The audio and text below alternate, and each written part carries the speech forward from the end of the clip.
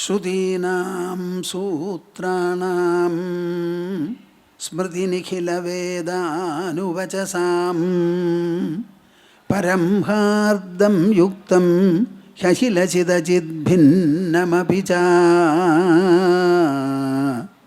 അഭിന്നം സ്വാഭാവ്യാദ് ഗുണിച പരമം ബ്രഹ്മകമിദം സമാധിഷ്ടം യൈസ്താൻ അഭി സതതമീഡേ ഗുരുവരാൻ.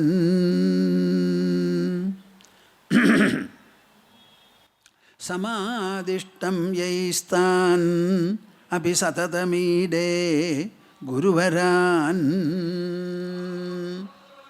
യം ശൈവാസ്സമുപാസതേ ശിവ ഇതി ബ്രഹ്മേതി വേദാന്തിനോ ബൗദ്ധാ ബുദ്ധ ഇതി പ്രമാണപടവഃ കർത്തേതി നൈയായികാഃ അർഹന്നിത്യഥ ജൈനശാസനരതാഃ കർമ്മേതി മീമാംസകാഃ. സോയം വോ വിദധാതു വാഞ്ചിതഫലം ത്രൈലോക്യനാഥോ ഹരിഃ.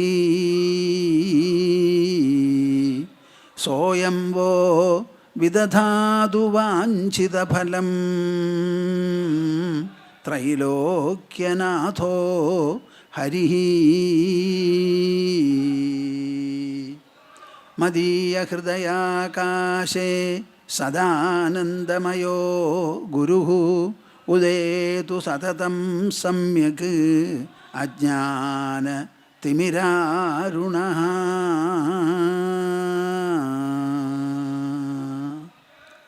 ഹരി ഓം ഹരി ഓം ഹരി.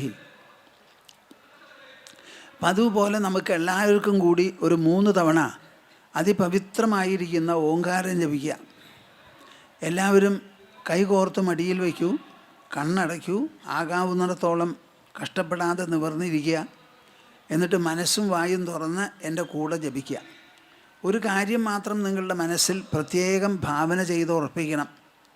ഇവിടെ നിന്ന് നിർഗളിക്കുന്ന ഈ കൂട്ടധ്വനിയുണ്ടല്ലോ, ഈ ഓങ്കാര ജപ തപോനുഷ്ഠാനം, ഇത് ലോകം മുഴുവനും വ്യാപിച്ച് അതിൻ്റെ മംഗള സ്വാധീനങ്ങൾ പ്രസരിപ്പിക്കണം എന്നൊരു ഉദ്ദേശം നിങ്ങളുടെ മനസ്സിൽ വേണം. അപ്പോൾ മനോവികാസമാണ് ഇതുകൊണ്ട് പ്രത്യേകം ഇവിടെ ഉള്ളവരിൽ ജനിപ്പിക്കാൻ നമ്മൾ ഉദ്ദേശിക്കുന്നത്. അതേസമയം ലോകവ്യാപകമായ ഒരു പ്രസരണവും നമുക്കുണ്ടാവണം. മനുഷ്യൻ്റെ മനസ്സിനും അതിലെ സങ്കല്പങ്ങൾക്കും മാത്രമേ ഇങ്ങനെയുള്ളൊരു വിശേഷപ്പെട്ട ശക്തിയും സാധ്യതയും ഉള്ളൂ എന്ന് എല്ലാവരും പ്രത്യേകം ഓർമ്മ വയ്ക്കുക. നല്ല മുഴു ശബ്ദത്തോടു കൂടി എല്ലാവരും കൂടി ജപിക്കൂ. ഇതാ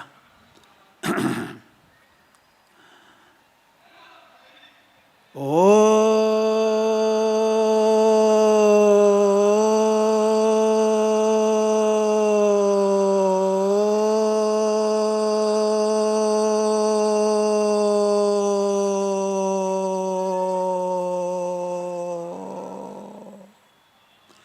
അതുപോലെ പോരാന്ന് പറയിപ്പിക്കും.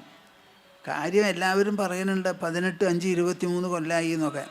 പക്ഷെ ഈ കാര്യത്തിൽ ഞാനത് കാണുന്നില്ല. എന്താ നിങ്ങൾക്കൊക്കെ ഇത്ര അമാന്തം? നല്ലോണം മുക്തകണ്ഠം ജപിക്കുമോ എല്ലാവരും? ഇതാ ഓ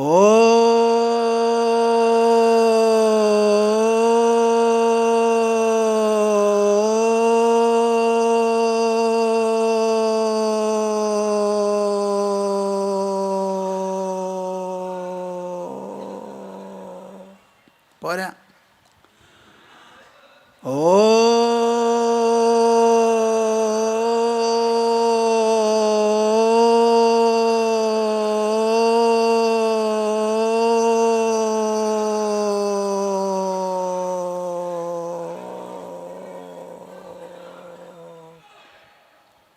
ഹരി ഓം തത്സത്. ജയ ഗുരു.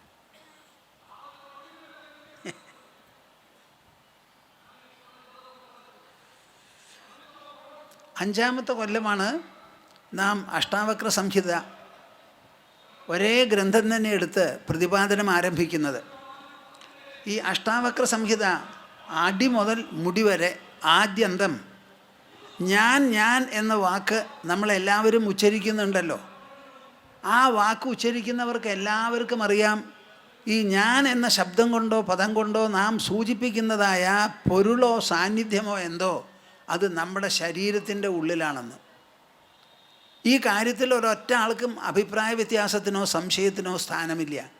ഞാൻ എന്ന് പറഞ്ഞ് ചൂണ്ടിക്കാണിക്കുന്നത് ഇങ്ങനെയാണ്.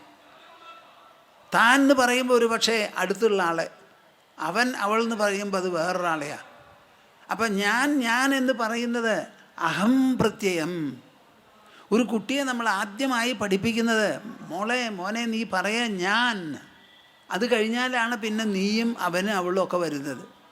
ഈ ഞാൻ എന്ന വാക്കുകൊണ്ട് നാം സൂചിപ്പിക്കുന്നതായ പൊരുൾ ശരീരമല്ലെന്നും ശരീരത്തിൻ്റെ ഉള്ളിലുള്ള വിശേഷപ്പെട്ട ഒരു സാന്നിധ്യം എന്ന് നമ്മൾ പറയാൻ തുടങ്ങിയോ അന്നു മുതൽ നമുക്ക് ബോധവും ഓർമ്മയും ഉള്ളത് വരെ ഒരു തരത്തിലുള്ള മാറ്റവുമില്ലാതെ അനുസ്യൂതം തുടരുന്നതാണ് ഈ ഞാൻ എന്ന് പറയുന്ന ആ പൊരുൾ. എല്ലാവർക്കും അറിയാം. അപ്പം ഞാൻ എന്ന പൊരുളിനെ അറിയാത്തവരാരെങ്കിലും ഉണ്ടോ? ഇല്ല. അറിയില്ലെങ്കിൽ നിങ്ങൾ എങ്ങനെ പറയണു? കാണാത്തതും കേൾക്കാത്തതും അറിയാത്തതും അനുഭവിക്കാത്തതും ഒന്നിനെ നിങ്ങൾ ആരെങ്കിലും ഞാൻ എന്നിങ്ങനെ വിശേഷിപ്പിക്കുമോ? അപ്പം ഞാൻ എന്നുള്ള അനുഭവം എല്ലാവർക്കും ഉണ്ട്. പക്ഷെ അത് എന്താണെന്നൊന്ന് വിചിന്തനം ചെയ്ത് നോക്കുന്നില്ല എന്നുള്ളതാണ് നമ്മുടെ തമാശ. നമുക്ക് വരുന്ന തെറ്റുകൾ മുഴുവൻ അതാണ്. അറിയില്ല എന്ന് പറഞ്ഞുകൂടാ, അറിവുണ്ട്.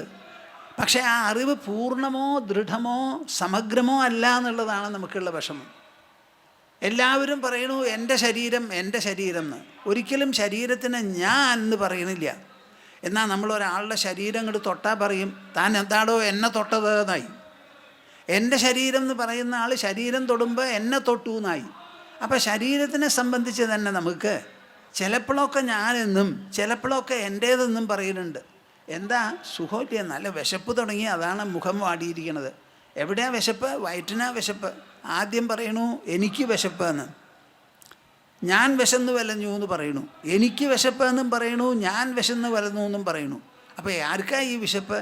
അപ്പം നമ്മുടെ സംസാരത്തിൽ ഒരു പിടിപ്പില്ലാതെയാണ് നാം ഇതൊക്കെ ചെയ്യുന്നത്. ഇതിനൊക്കെ കാരണം എന്താ?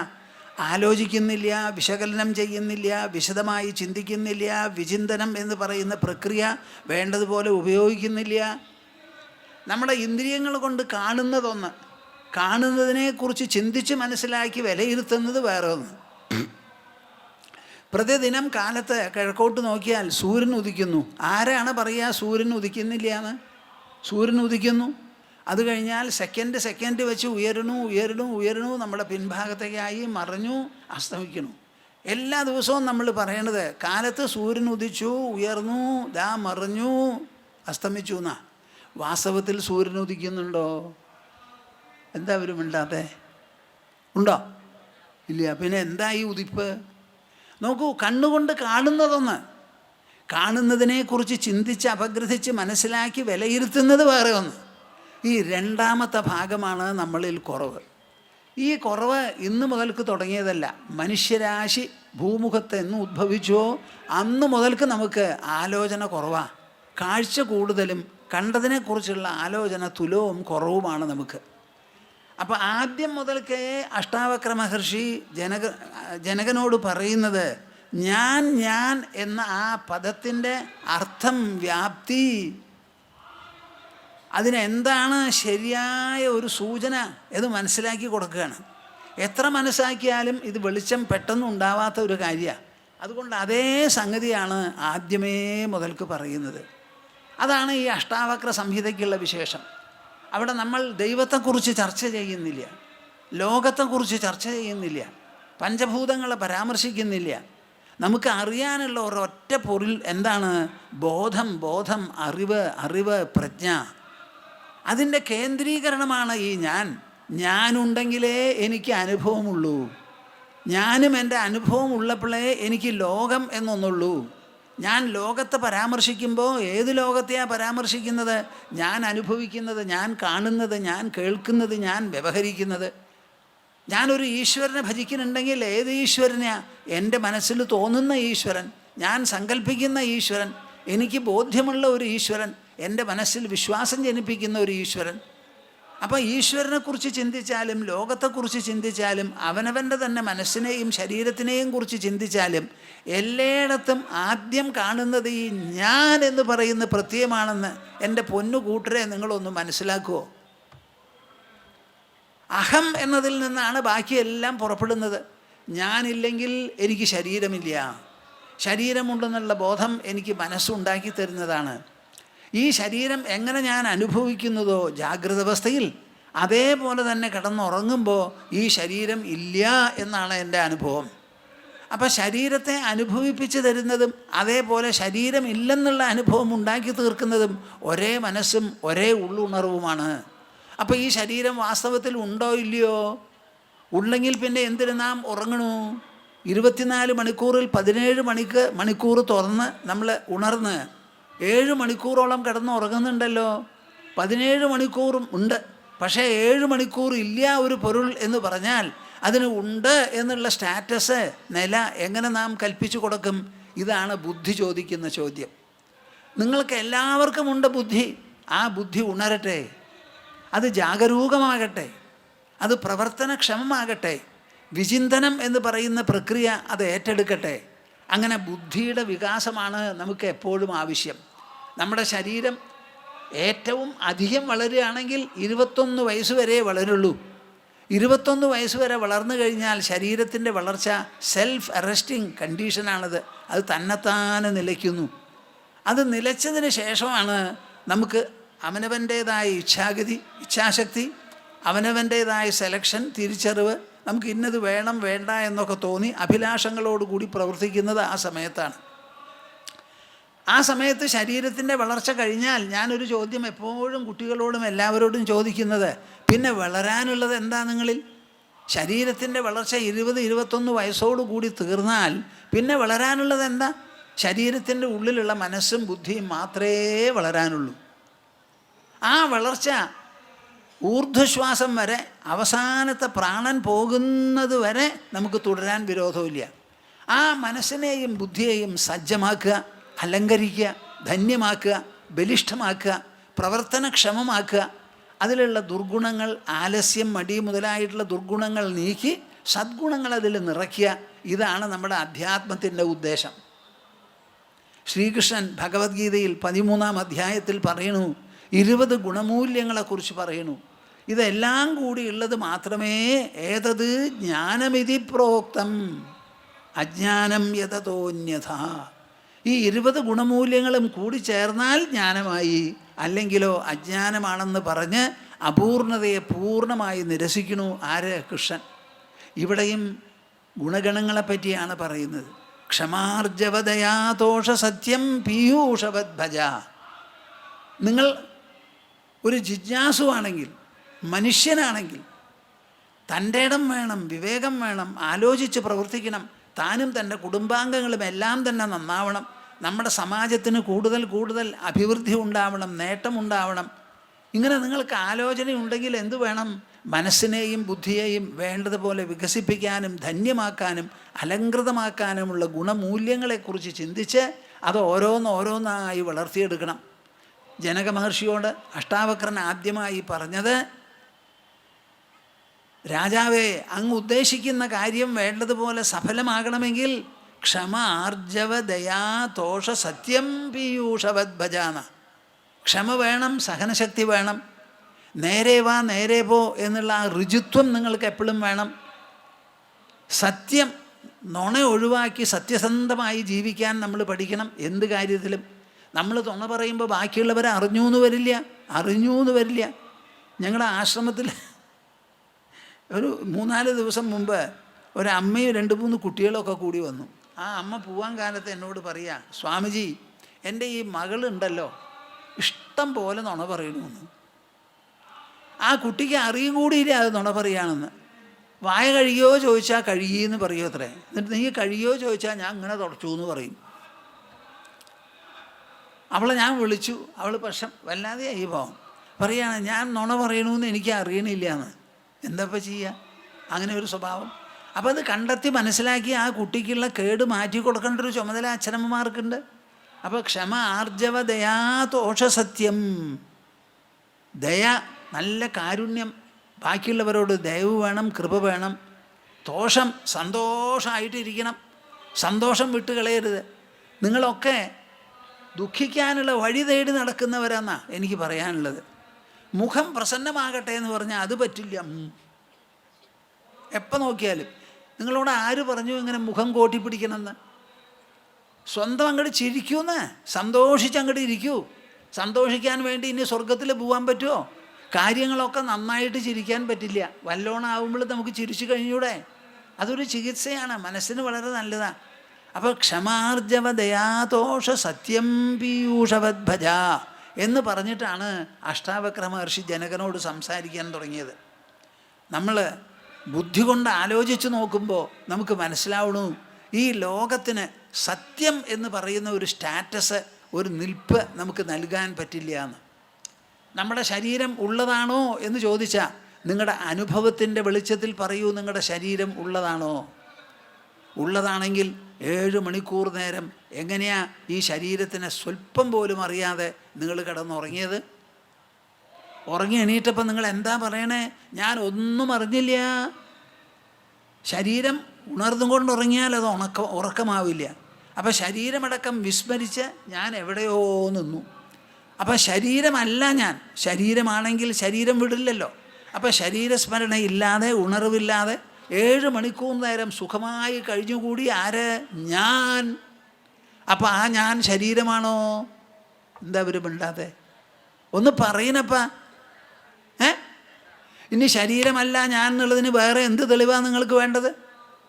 ശരീരത്തെ ഉണരാതെ 7 മണിക്കൂർ നാം കഴിഞ്ഞുകൂടുന്നു. അങ്ങനെ 7 മണിക്കൂർ നേരം ഇല്ലാത്തൊരു പൊരുൾ 17 അല്ല, എത്ര മണിക്കൂർ ഉണ്ടായിട്ടും എന്താ കാര്യം? 1 മിനിറ്റ് പോലും ഇല്ലെങ്കിൽ അതിന് ഉണ്ട് എന്ന് പറയാൻ നമുക്ക് പറ്റില്ല. അപ്പം നമ്മളെ വ്യാമോഹിപ്പിച്ച്, ഉണ്ട് എന്നുള്ളൊരു പ്രതീതി ജനിപ്പിച്ച് നമ്മളെ ഭ്രമിപ്പിക്കുന്നതായ ഒരു വിശേഷപ്പെട്ട സാമഗ്രിയാണ് ഈ ശരീരം എന്ന് സമ്മതിക്കേണ്ടി വരും. ആ ശരീരത്തിലിരുന്നും കൊണ്ടാണ്, അതിലുള്ള ഇന്ദ്രിയങ്ങളോടുകൂടി നാം ഈ ലോകത്തെ കണ്ട് മനസ്സിലാക്കുന്നത്. പൊയ്യോ നുണയോ ആയിട്ടുള്ള ഒരു ശരീരം വെച്ചുകൊണ്ട് നിശ്ചയിക്കുകയാണ് ഈ ലോകത്തിൻ്റെ നിലനിൽപ്പ്. ആ ലോകം അപ്പോൾ എങ്ങനെയാണ് സത്യമാവുക? സത്യമാവില്ല. ഇതാണ് ബുദ്ധി കൊണ്ട് ആലോചിക്കുമ്പോൾ നമുക്ക് മനസ്സിലാകുന്നത്. ബുദ്ധി കൊണ്ട് ആലോചിക്കുമ്പോൾ സൂര്യൻ കാലത്ത് ഉദിക്കണമെന്ന് തന്നെയാണ് എല്ലാവർക്കും തോന്നുക. ഏത് ശാസ്ത്രജ്ഞനും സൂര്യനെ നോക്കിയാൽ കാലത്തിങ്ങനെ നോക്കും, കുറച്ച് കഴിഞ്ഞാൽ അങ്ങനെ നോക്കണം. അപ്പോൾ സൂര്യൻ ഇങ്ങനെ ഭ്രമിച്ചുകൊണ്ടിരിക്കുകയാണല്ലോ, ഭ്രമണം ചെയ്യുകയാണല്ലോ. എന്നാലത് വാസ്തവമാണോ പരിശോധിച്ച് നോക്കിയാൽ സൂര്യൻ അനങ്ങാതെ നിൽക്കുകയാണ്, ഭൂമിയാണ് വട്ടം തിരിയുന്നത് എന്ന് മനസ്സിലാവുള്ളൂ. അപ്പോൾ കണ്ണുകൊണ്ട് കാണുന്ന ഒരു സത്യം ബുദ്ധി നിഷേധിച്ച് ആ ബുദ്ധി പറഞ്ഞു തരുന്ന അറിവിൽ അധിഷ്ഠിതമായിട്ടാണ് നാം പ്രവർത്തിക്കുന്നത് മുഴുവനും. എല്ലാ പ്രവൃത്തികളും അങ്ങനെയാണല്ലോ. ഓരോ ദിനങ്ങളും നമുക്കുണ്ടാവുന്നത് എങ്ങനെയാണ്? ഒരു കൊല്ലം നമ്മളെങ്ങനെ കണ്ടുപിടിച്ചു? ഭൂമിയുടെ ഭ്രമണം തൻ്റെ അച്ചുതണ്ടിൽ കിടന്ന് തിരിയാൻ 24 മണിക്കൂറും സൂര്യനെ പ്രദക്ഷിണം വെച്ച് വരാൻ 365 ദിവസവും എന്നുള്ള നിലയ്ക്കാണ് നമ്മുടെ സമയത്തിൻ്റെ അളവുകൾ മുഴുവനും. അങ്ങനെ നിശ്ചയിച്ചിരിക്കെ പിന്നെയും സൂര്യനെ നോക്കുമ്പോൾ സൂര്യൻ ഉദിക്കുന്നതായിട്ടാണ് നാം കാണുന്നത്. ആ കാഴ്ചയെ നമുക്ക് വിശ്വസിക്കാൻ എങ്ങനെ പറ്റില്ല. അപ്പോൾ ബുദ്ധി കൊണ്ട് ആലോചിച്ചാൽ സൂര്യൻ ഉദിക്കുന്നില്ല, അസ്തമിക്കുന്നുമില്ല. ഭൂമിയുടെ ഭ്രമണവിശേഷം കൊണ്ട് നമുക്ക് തോന്നുന്നതാണ് എന്ന് തീരുമാനിക്കുന്നത് പോലെ മായാമാത്രമിദം വിശ്വം പശ്യൻ വിഗത കൗതുകഃ അഭിസന്നിഹിതേ മൃത്യൗ കഥം ത്രസ്യതി ധീരധീഃ എന്ന് പറഞ്ഞാണ് കഴിഞ്ഞ കൊല്ലം നമ്മൾ നിർത്തിയത്. മായാമാത്രമിദം വിശ്വം പശ്യൻ വിഗത കൗതുകഃ അഭിസന്നിഹിതേ മൃത്യൗ കഥം ത്രസ്യതി ധീരധീഃ. ഈ കാണുന്നത് മുഴുവനും ഒരു തരത്തിലുള്ള പ്രതിഭാസമാണ്. ഈ കാണുന്നത് പോലെ ഇത് കനമുള്ളതോ കട്ടിയുള്ളതോ ഒന്നുമല്ല. ഈ ലോകം പലതരത്തിലുള്ള അനുഭവങ്ങൾ നമ്മളിൽ തൊടുത്തുവിടണു. ഒരു തരത്തിലുള്ള അനുഭവം അതിലങ്ങനെ തൊടുത്തുവിടാൻ പറ്റില്ല, എന്നാലും ചെയ്യണു. അതാണ് ഈ പ്രതിഭാസം എന്ന് പറയുന്നത്. നിങ്ങൾ കിടന്നുറങ്ങുന്ന സമയത്ത് എല്ലാവർക്കും തന്നെ സ്വപ്നമുണ്ടാവും. ആ സ്വപ്നത്തിലുള്ള അനുഭവം എന്താ? ഉറങ്ങുന്നതോടുകൂടി ശരീരസ്മൃതി പോയി, ഉണർവില്ല. അത് കഴിഞ്ഞിട്ട് ഒരു സ്വപ്നം എന്ന് പറഞ്ഞ ഒരു അനുഭവം ഉണ്ടാവണു. അവിടെയോ ഇതേപോലെയുള്ള പാഞ്ചഭൗതികമായ ഒരു ലോകത്തിൻ്റെ സൃഷ്ടിയാണ് സ്വപ്നത്തിൽ നടക്കുന്നത്. അതിൽ നിങ്ങൾക്കൊരു പുതിയ ശരീരമുണ്ടാവണു. നിങ്ങളുടെ ശരീരം അവിടെ കിടക്കുകയാണ്. കിടക്കുന്ന സമയത്താണ് പുതിയ ഒരു ശരീരം. ആ ശരീരം എങ്ങനെയാണ് ഈ ശരീരത്തിൻ്റെ ഉള്ളിലുണ്ടാവുക? സ്ഥൂല ശരീരത്തിൻ്റെ ഉള്ളിൽ ഒരു ലോകം എങ്ങനെ സ്ഥൂലാത്മകമായി രൂപപ്പെടും? ഈ ചോദ്യം ചോദിച്ചാൽ വല്ല മറുപടി ഉണ്ടോ നിങ്ങളുടെ കയ്യിൽ? ഇല്ല. എന്നാ ഉണ്ടാവണില്ലേ? ഉണ്ടാവണുണ്ട്. ഒന്നും എല്ലാം വിട്ട് സർവ്വതിനെയും വിട്ട് മറന്നു കിടന്ന് ഉറങ്ങുന്ന ഒരാൾ എന്താണാവോ ആളുടെ ഉള്ളിൽ എന്തോ ഒരു സ്ഥിതിവിശേഷം സംഭവിക്കുന്നുണ്ട്. തത്ഫലമായി പാഞ്ചഭൗതികമായ ഒരു പ്രപഞ്ചം തന്നെ രൂപപ്പെടുന്നു. ചിലപ്പോൾ നമുക്ക് അനുഭവമുണ്ട്, നമ്മുടെ ശിരസ് വെട്ടിക്കളഞ്ഞു എന്ന് തോന്നാം. എണീറ്റ് നോക്കിയാൽ ശിരസ് അവിടെ ഉണ്ട്. അപ്പോൾ ഏത് ശിരസിനെയാണ് വെട്ടിയത് ആവോ? ആ വെട്ടപ്പെട്ട ശിരസ് വാസ്തവമോ അതോ അവാസ്തവമോ? അവാസ്തവം എന്ന് സമ്മതിക്കേണ്ടി വരും. അതാണ് ഇവിടെ പറയുന്നത്. അഷ്ടാവക്ര സംഹിതം മുഴുവനും ബൗദ്ധമായ ഒരു തലത്തിൽ നിന്ന് ബൗദ്ധതലത്തിൽ ശിഷ്യനെ ഉപദേശിക്കുന്നതാണ്. രാജാവിൻ്റെ ചോദ്യം ബുദ്ധിയിൽ നിന്നാണ്, ബുദ്ധിതലത്തിൽ നിന്നാണ്. അഷ്ടാവക്ര മഹർഷി മറുപടി പറയുന്നതും ബൗദ്ധതലത്തിൽ നിന്നാണ്. അങ്ങനെ ബൗദ്ധതലത്തിലുള്ള ഒരു ചർച്ചയും ഒരു സംവാദവുമാണത്. ആ സംവാദത്തിൽ പറഞ്ഞത് മായാമാത്രമിതം വിശ്വം പശ്യൻ വിഗത കൗതുക. ഈ കാണുന്ന പ്രപഞ്ചം മുഴുവനും മായാമാത്രമാണെന്ന് വിചാരിക്കൂ. നിങ്ങൾ എന്ത് വസ്തുക്കളെയും കാണുന്നു. അവിടെ ഗോപുരമുണ്ടെന്ന് ഞാൻ ഇവിടെ നിന്ന് പറയണു. ഗോപുരം ഇത്ര ദൂരത്തിൽ മിന്നിക്കൊണ്ടിരിക്കുന്ന ബൾബുകൾ പ്രകാശമുണ്ടവിടെ. ഓം നമഃശിവായ എന്ന് എഴുതിയിട്ടുണ്ട്. ഇതൊക്കെ ഞാൻ പറഞ്ഞാലും ഈ ഗോപുരത്തിൻ്റെ അനുഭവം എൻ്റെ ശരീരത്തിൻ്റെ ഉള്ളിൽ മനസ്സെനിക്ക് പ്രദാനം ചെയ്യുന്നതാണ്. ശരീരത്തിൻ്റെ ഉള്ളിലുള്ള മനസ്സ് സ്ഥൂലമോ സൂക്ഷ്മമോ? ഒരു മറുപടി ഇല്ലേ നിങ്ങൾക്ക്? സ്ഥൂല ശരീരത്തിൻ്റെ ഉള്ളിലുള്ള മനസ്സ് സൂക്ഷ്മമോ സ്ഥൂലമോ? സൂക്ഷ്മം. ആ സൂക്ഷ്മതലത്തിൽ എങ്ങനെയാണ് ഒരു സ്ഥൂല ഗോപുരം ഉണ്ടാവുക? ഒന്ന് മറുപടി പറയുന്നപ്പാ. ശരീരത്തിൻ്റെ ഉള്ളിലാണ് ഇത്രയും വലിയ ഗോപുരം ഞാൻ അനുഭവിക്കുന്നത്. ശരീരം വളരെ പരിമിതം, ഗോപുരം വളരെ വലുത്. ആ വലിയ ഗോപുരം എൻ്റെ ശരീരത്തിൻ്റെ ഉള്ളിൽ ഞാൻ അനുഭവിക്കുമ്പോൾ ആ അനുഭവം വാസ്തവമോ അവാസ്തവമോ? എന്താ ഒരു മിണ്ടാതെ? എന്താ മിണ്ടാതെ? എൻ്റെ ശരീരത്തിൻ്റെ ഉള്ളിലല്ലേ അനുഭവം. കണ്ണ് വളരെ ചെറുതാണ്, കണ്ണിൻ്റെ ഉള്ളിൽ ഗോപുരം ഉണ്ടാവുമോ? ശരീരത്തിൻ്റെ ഉള്ളിലാണ് അനുഭവം. ആ ഉള്ളിലുള്ള അനുഭവം ശരീരം പരിമിതമായതുകൊണ്ട് ആ ശരീരത്തിൻ്റെ ഉള്ളിൽ സ്ഥൂലമായ ഒരു വസ്തു, ശരീരത്തേക്കാൾ വലിപ്പമുള്ള ഒരു വസ്തു എങ്ങനെ അനുഭവപ്പെടും? ഈ ലോകത്തിനെ മുഴുവൻ അനുഭവിക്കുന്നത് ഉള്ളിലാണ്. ഉള്ളിലുള്ള സൂക്ഷ്മമായ മനസ്സിൽ സ്ഥൂലമായ ഒരു വസ്തുവെ അനുഭവിച്ച് അതിന് സ്ഥൂലത്വം നമ്മൾ കൽപ്പിച്ചു കൊടുക്കണം.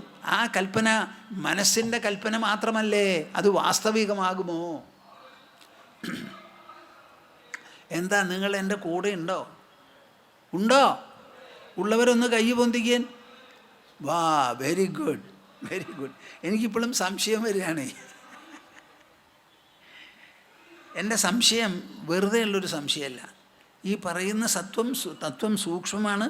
നിങ്ങളൊക്കെ ഉണ്ടാവണമല്ലോ കൂടെ എന്ന് വിചാരിച്ച് വളരെ ഉത്കണ്ഠയോട് കൂടിയിട്ടാണ് ഞാൻ പറയുന്നത്. അപ്പോൾ മായാമാത്രമിതം വിശ്വം എന്ന് പറയുന്ന പ്രസ്താവനയെ പൂർണ്ണമായി നമുക്ക് വകവെച്ച് കൊടുക്കേണ്ടി വരും. നമ്മുടെ മനസ്സിലുണ്ടാവുന്ന അനുഭവമാണ് ലോകമടക്കം എല്ലാം. മനസ്സ് ശരീരത്തിൻ്റെ ഉള്ളിലാണ്. ആ ഉള്ളിലുള്ള മനസ്സ് സൂക്ഷ്മം. ആ സൂക്ഷ്മമായ മനസ്സ് ശരീരത്തിൻ്റെ ഉള്ളിൽ, അതിൽ ഈ സ്ഥൂല പ്രപഞ്ചം മുഴുവൻ എങ്ങനെയാണ് നമ്മൾ അനുഭവിക്കുന്നത്? ആ അനുഭവം വാസ്തവത്തിൽ വിശ്വസിക്കാൻ പറ്റുമോ? മായാമാത്രമിതം വിശ്വം. ആലോചിച്ച് നോക്കിയാൽ അടിസ്ഥാനമില്ല. കാര്യകാരണങ്ങളോട് ബന്ധപ്പെടുത്തിയാൽ അതിന് നിൽക്കക്കള്ളിയില്ല. അങ്ങനെയുള്ള ഒരു അനുഭവമാണത്. പശ്യൻ വിഗത കൗതുക. ഇത് മായാമാത്രമാണെന്ന് മനസ്സിലാക്കി എൻ്റെ പൊന്ന് ജനക മഹാരാജാവേ, അങ്ങയുടെ മനസ്സിൽ ഇത് സംബന്ധിച്ച കൗതുകം എന്തെല്ലാം ഉണ്ടോ ആ കൗതുകത്തെ മുഴുവൻ മനസ്സ് താണ്ടി, ബുദ്ധി താണ്ടി കവച്ചു വെച്ച് വിഹരിക്കൂ ലോകത്തിൽ. ഒന്നിനെ കണ്ടും ഭ്രമിച്ചു പോകരുത്. എനിക്ക് ഭ്രമിക്കാൻ ഈ ലോകത്തിൽ ഒരു വസ്തുവില്ല.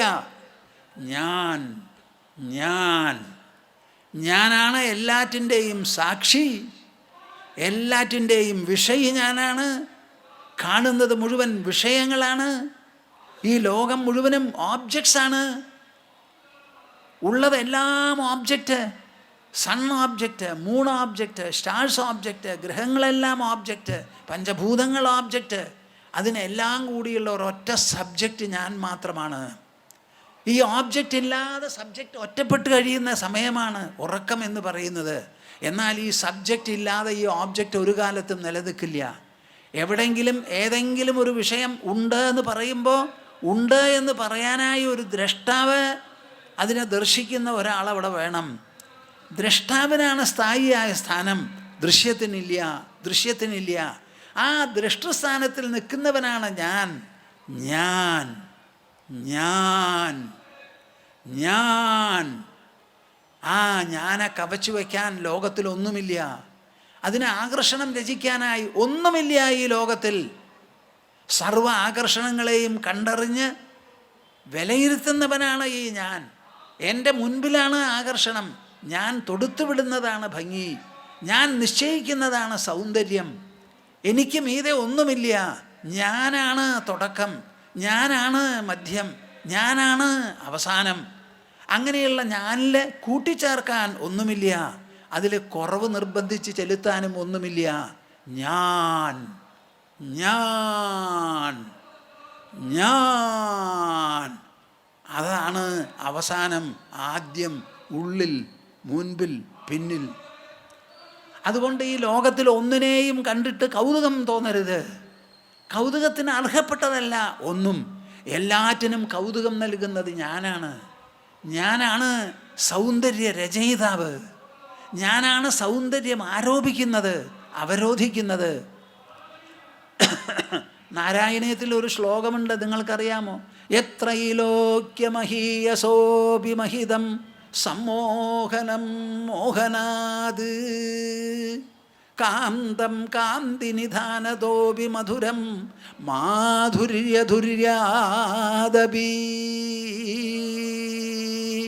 എന്താ അതിനർത്ഥം? എന്താ അതിനർത്ഥം? സർവ സൗന്ദര്യങ്ങളെയും അതിക്രമിച്ച് കവച്ചു നിൽക്കുന്നതാണ് ഈ ഞാൻ. പരമാത്മാ എന്ന് പറയുന്നതിൻ്റെ അതിൽ നിന്ന് പിച്ച മേടിച്ചിട്ടുള്ള സൗന്ദര്യമേ ഈ ലോകത്തിൽ ഉള്ളൂ. അതുകൊണ്ട് മഹാരാജാവ്, അങ്ങയ്ക്ക് ആ രാജബുദ്ധി ഉണ്ടാവട്ടെ. ഈ ലോകത്തിൽ ഒന്നിനെയും കണ്ട് ഭ്രമിക്കരുത്, ഒന്നിനോടും ആകർഷണം തോന്നരുത്. എല്ലാറ്റിലും വെച്ച് ഏറ്റവും മികച്ച ആകർഷണം അവനവൻ്റെ ഞാനോടാണ്, ഞാനിലാണ്. ആ ഞാനിലാണ് വിശ്വബീജി സ്വഭാവതഃ. ഈ ലോകം എന്ന് പറയുന്ന അല വന്ന് അടിച്ചടിച്ച് പൊക്കോട്ടെ, വന്നോട്ടെ. ഉദേതു വാസ്തമായാതു. അതിൽ ഈ ലോകം ഉദിക്കട്ടെ, അസ്തമിക്കട്ടെ. അതുകൊണ്ട് എനിക്കൊരു കൂസലുമില്ല, കോട്ടമില്ല, വലിപ്പമില്ല, ചെറുപ്പമില്ല. എൻ്റെ മുഖം വാടില്ല, എൻ്റെ മനസ്സ് തളരില്ല. അങ്ങനെയുള്ള ആത്മബല ഭൂയിഷ്ടമായി തീരണം നമ്മുടെ ജീവിതം. ധൈര്യം എന്ന് പറയുന്നത് ബാങ്കിൽ നിന്ന് ചെക്ക് കൊടുത്തെടുക്കാൻ പറ്റില്ല, കടയിൽ നിന്ന് പണം കൊടുത്ത് വാങ്ങാൻ കിട്ടില്ല, ഏതെങ്കിലും പർവ്വതത്തിൻ്റെ മുകളിൽ ചെന്ന് പറിച്ചെടുക്കാൻ പറ്റില്ല. അത് കായല്ല, പൂവല്ല, അത് ദ്രവ്യമല്ല, അത് പദാർത്ഥമല്ല. ധൈര്യം എന്ന് പറയുന്നത് നമ്മുടെ ഉള്ളിൽ നിന്ന് അന്തരാത്മാവ് തൊടുത്തുവിടുന്ന വിശേഷപ്പെട്ട ഒരു ഗുണമൂല്യമാണ്. അതിൻ്റെ ആസ്ഥാനം ഉള്ളാണ്, ആത്മാവാണ്. ആത്മനാ വിന്ദതേ വീര്യം വിദ്യയാ വിന്ദതേ മൃതം. ഉപനിഷത്തിൻ്റെ പാട്ടാണത്. ആത്മനാ വിന്ദതേ വീര്യം. ആത്മാവിൽ നിന്നാണ് വീര്യം, പരാക്രമം എല്ലാം കിട്ടുന്നത്. ഞാൻ ഇടയ്ക്കിടയ്ക്ക് പറയും, രാമനും രാവണനും കൂടി മഹായുദ്ധം നടക്കുകയാണ്. രാവണൻ വന്നിട്ടുള്ളത് എത്ര വലിയ തേരില്ല, സ്വർണ്ണത്തേരില്ല, വലിയ ചക്രവർത്തിയാണ്. ശ്രീരാമൻ രാജകുമാരനാണ്, രാജാവായിട്ടില്ല. അതും അയോധ്യയിൽ. കാര്യങ്ങൾ നടന്നത് എവിടെയാ? വനവാസക്കാലത്ത്. ഭരതനൊരു ചിറ്റു കൊടുത്തിട്ട് സൈന്യം അയച്ചു തരുമെന്ന് രാമൻ പറഞ്ഞില്ല. എൻ്റെ വനവാസക്കാലത്ത് വനവാസ യോഗ്യതയോട് കൂടിയേ ഞാൻ ജീവിക്കുള്ളൂ എന്ന് പറഞ്ഞു. ആര്? രാമചന്ദ്ര മഹാപ്രഭു. എന്നിട്ട് സുഗ്രീവനോടുകൂടി സഖ്യമുണ്ടാക്കി വാനരസേനയോട് കൂടിയിട്ടാണ് പോയിരിക്കുന്നത്. അവിടെ നരന്മാർ 2 പേരേ ഉള്ളൂ, രാമനും ലക്ഷ്മണനും. അതിൽ രാമൻ രാവണനായി യുദ്ധം ചെയ്യുകയാണ്. യുദ്ധം നടന്നുകൊണ്ടിരിക്കുന്നു. അമ്പ് ഓരോന്നായി എടുത്ത് കഴുത്ത് 10 മുറിക്കാനായിട്ട് ആദ്യത്തെ കഴുത്ത് ടപ്പ് മുറിച്ചു, താഴത്ത് വീണു. രണ്ടാമത്തത് മുറിച്ച് താഴത്ത് വീഴുമ്പോഴേക്കും ആദ്യത്തത് മുളച്ചു പൊന്തിയിരിക്കുന്നു. എൻ്റെ അപ്പോ ഇതെവിടെയാണ് നടക്കാൻ പോണേ? ഓരോന്ന് മുറിച്ചിടുമ്പോൾ പിന്നത്തത് മുറിക്കുമ്പോഴേക്കും ഇത് പൊട്ടി മുളയ്ക്കുക. എത്ര ശരങ്ങളുണ്ടെങ്കിലും ഈ രാവണനെ ശിരോരഹിതനാക്കാൻ പറ്റില്ലല്ലോ എന്ന് വിചാരിച്ചു. യുദ്ധം നിർത്തി, താൻ അമ്പ് തൊടുക്കൽ നിർത്തി, കണ്ണടച്ചു.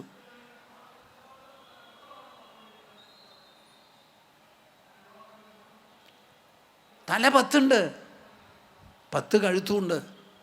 പക്ഷേ ആ 10 കഴുത്തിനെയും നിലനിർത്തുന്നത് ഒറ്റ ഹൃദയമാണ്. ഒരേ ഹൃദയം, ഒരേ മാറിടം. ആ മാറിടത്തിൽ ഒരു വ്യത്യാസവുമില്ല രാവണൻ്റേതും ബാക്കിയുള്ളവരും തമ്മിൽ. അടുത്ത അമ്പെടുത്ത് മാറിലേക്കാണ് തൊടുത്തത്. രാവണൻ പെരണ്ടു വീണു. പറയും നിങ്ങൾ, എവിടുന്ന് കിട്ടി രാമൻ ഈ വീക്ഷണം? ഈ പ്രത്യുത്പന്ന മതിത്വം എവിടുന്നാണ് കിട്ടിയത് രാമന്? ഒന്ന് പറയണപ്പാ, ഒന്ന് പറയും നിങ്ങൾ. ബ്രഹ്മരക്ഷസ് കൊടുത്തു, വാനമ്പാടികൾ കൊടുത്തു. ആത്മനാ വിന്ദതേ വീര്യം. എല്ലാറ്റിനും ഉറവിടം നമ്മെ സംബന്ധിച്ചിടത്തോളം നമ്മുടെ ഹൃദയമാണ്, നമ്മുടെ മനസ്സാണ്, നമ്മുടെ അന്തരംഗമാണ്, അന്തരാത്മാവാണ്. വിദ്യയാ വിന്ദതേ അമൃതം. അതുപോലെ അമൃതം കിട്ടണമെങ്കിൽ അത് വിദ്യയാണ് അതിന് പ്രധാനം. അപ്പോൾ ഇവിടെ പറയുകയാണ്, പശ്യൻ വിഗത കൗതുക അഭിസന്നിഹിതേ മൃത്യൗ. കേൾക്കണോ? അഭിസന്നിഹിതേ മൃത്യൗ. ആസന്ന മരണനാണ്. ആര്? പരീക്ഷിതായിരുന്നു. 7-ാം ദിവസം തക്ഷകൻ വന്ന് കടിക്കാൻ പോവാണ്. ആസന്ന മരണൻ എന്താണ് വേണ്ടതെന്നാണ് ശുഗമഹർഷിയോട് ചോദിച്ചത്. മരണമെടുത്തിരിക്കുന്ന ഒരുവൻ എന്താണ് ഈ ലോകത്തിൽ വേണ്ടത്, മനുഷ്യൻ്റെ കൃത്യമെന്ത് എന്ന് ചോദിച്ചപ്പോഴാണ് ശ്രീമദ് ഭാഗവതം പറഞ്ഞു കൊടുക്കാൻ തുടങ്ങിയത്.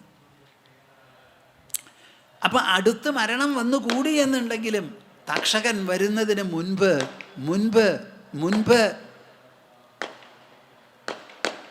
6.5 ദിവസമായി കേട്ട് കാര്യങ്ങൾ മനസ്സിലായി. എന്താ പരീക്ഷിത്ത് ചെയ്തത്? ആദ്യമായി ശുഗമഹർഷിയോട് കൃതജ്ഞത രേഖപ്പെടുത്തി. സിദ്ധോസ്മി അനുഗൃഹീതോസ്മി ഭവതാ കരുണാത്മന. കരുണാത്മാവായ അങ്ങയുടെ പ്രതിപാദനം കേട്ട് ഞാൻ സിദ്ധനായി, അനുഗ്രഹീതനായി. ഞാനിതാ ലോകത്തിൽ നിന്ന് പോവാണ്.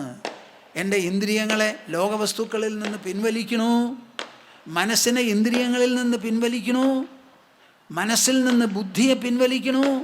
ബോധാത്മകമായ എൻ്റെ ഉള്ളിലുള്ള പൊരുളിനെ ഇതാ അന്തരാത്മതലത്തിൽ അമർത്തി അലിയിപ്പിച്ച് ഞാനിതാ പോവാണ് എന്ന് പറഞ്ഞങ്ങോട്ട് പോയി. അതിനു മുൻപ് തന്നെ ശുഗമഹർഷി സ്ഥലം വിട്ടിരുന്നു.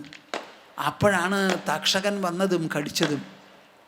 കാവൽക്കാരെ നിയോഗിച്ച് 2 വാളുണ്ടാക്കി തക്ഷകൻ വരുമ്പോൾ കഴുത്തിറക്കാൻ പുറപ്പെടുകയൊന്നുമല്ല അവിടെ ചെയ്തത്. വെറുതെ ആസന്ന മരണൻ എന്തു ചെയ്യണം എന്ന് ചോദിച്ചപ്പോൾ ഇതാണ് ചെയ്യേണ്ടത്, ഞാൻ പറയണത് കേട്ടോളൂ എന്ന് പറഞ്ഞ് തത്വം കേൾപ്പിക്കുകയാണ്. ജനക മഹാരാജാവിനെ അഷ്ടാവക്ര മഹർഷി പറഞ്ഞ് കേൾപ്പിച്ചതുപോലെ തത്വമാണ് കേൾപ്പിച്ചത്. ആ കേൾപ്പിച്ചത് ഗ്രഹിച്ച് മനസ്സിലാക്കി തൻ്റെ ഉള്ളിൽ തന്നെ അമർന്നു. തക്ഷകൻ വന്ന് കടിച്ചത് ജഡശരീരത്തെ.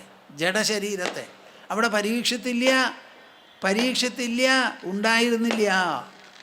ബാക്കിയുള്ളവരാണ് പറഞ്ഞത് തക്ഷകൻ കടിച്ചു, ആ കടിത്തീയിൽ നിന്ന് തീ പുറപ്പെട്ടു, ആ തീയിൽ എല്ലാം ദഹിച്ചു പോയി. ഇതാണ് നമുക്കുള്ള വിശേഷം. അഭിസന്നിഹിതേ മൃത്യൗ. മരണം അടുത്ത് വന്നാൽ പോലും കഥം ത്രസ്യതി ധീരബുദ്ധിയുള്ളവൻ, ധീരനായിട്ടുള്ളവൻ എങ്ങനെ എന്തിനു വേണ്ടി ഭയപ്പെടുന്നു? നമുക്ക് മരണമില്ല കൂട്ടരെ. നിങ്ങൾ ഒരൊറ്റ ആൾ മരിക്കാൻ പോകുന്നില്ല. ഒരാളെ നിങ്ങൾ കാണിച്ചു തരുമോ? ഞാൻ വരാം സ്പെഷ്യലായിട്ട്, അർദ്ധരാത്രി പറഞ്ഞാലും വരാം. ഒരാൾ പറയട്ടെ ഞാൻ മരിച്ചു എന്ന്. അതെ സ്വാമിജി ഞാൻ മരിച്ചു കേട്ടോ ഒന്ന് പറയട്ടെ. അതുപോലെ നിങ്ങൾ ആരും ജനിച്ചിട്ടുമില്ല. ആർക്കെങ്കിലും ജന്മം അനുഭവമാണോ എന്നാണ് ഞാൻ ചോദിക്കുന്നത്. അതേപോലെ ഒരാൾക്കെങ്കിലും മരണം അനുഭവമാണോ? അപ്പോൾ ആസന്ന മരണൻ എന്നൊക്കെ പറയുമ്പോൾ ഇല്ലാത്തൊരു കാര്യം, തെറ്റായൊരു കാര്യം ഭ്രമം കൊണ്ട് നമുക്ക് തോന്നുന്നതാണ്. നമ്മൾ ഇന്നലെ ഉണ്ടായിരുന്നു, ഇന്നുണ്ടാവും, നാളെ ഉണ്ടാവും. അങ്ങനെ ഉണ്ടായിക്കൊണ്ടിരിക്കുമ്പോൾ നമ്മുടെ ശരീരം, പ്രാണൻ, ആ പ്രാണൻ നിൽക്ക് മാത്രമേ നടക്കുന്നുള്ളൂ. പ്രാണൻ നിൽക്കുന്നത് ശരീരത്തിലാണ്, തന്നിലല്ല, എന്നിലല്ല.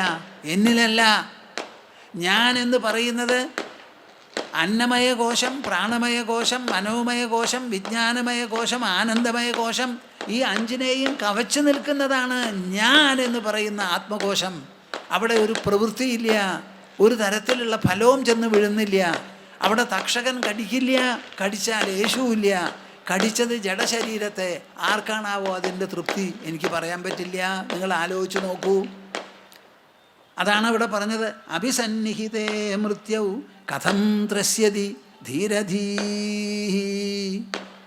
ആശയത്തെളിച്ചമുള്ളവൻ, നല്ല ധീരമായ ബുദ്ധിയുള്ളവൻ, ധീരൻ, ആ ആള് ഒരിക്കലും പേടിക്കില്ല, മരണം എത്ര അടുത്ത് വന്നാൽ പോലും. ഇത് പറഞ്ഞാണ് നമ്മൾ നിർത്തിയത്. ഇവിടുന്ന് അങ്ങോട്ടുള്ള ഭാഗമാണ് നമുക്കിനി ചർച്ച ചെയ്യേണ്ടത്. നാളെ മുതൽക്ക് നമുക്കത് ചെയ്യാം. ഞാൻ ഈ ഒരു ശ്ലോകം പറയാം, നിങ്ങൾ ഏറ്റു ചൊല്ലൂ. മായാമാത്രമിദം വിശ്വം പശ്യൻ വിഗതകൗതുകഃ അപി സന്നിഹിതേ മൃത്യൗ കഥം ത്രസ്യതി ധീരധീഃ ശാന്തസ്വഭാവമജരാത്മകമേകസത്യം സംവിത്പദം നിരുപമം കലനാവിഹീനം അന്തർബഹിശ്ച ബഹുധാ വ്യവഹാര്യമാണം തദ്ദൈവമേവ മമ സർവം അഹം തദേവ തദ്ദൈവമേവ മമ സർവമഹം തദേവ. ഹരി ഓം തത്സ. ജയ ഗുരു. നമുക്കെല്ലാം സമാപനമായിട്ടൊരു ഓംകാരം ജപിക്കാം പതിവ് പോലെ. ഇതാ,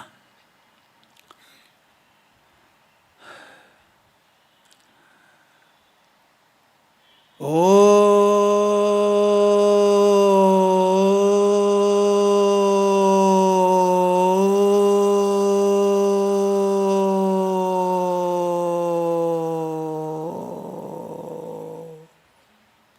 ഹരി ഓ.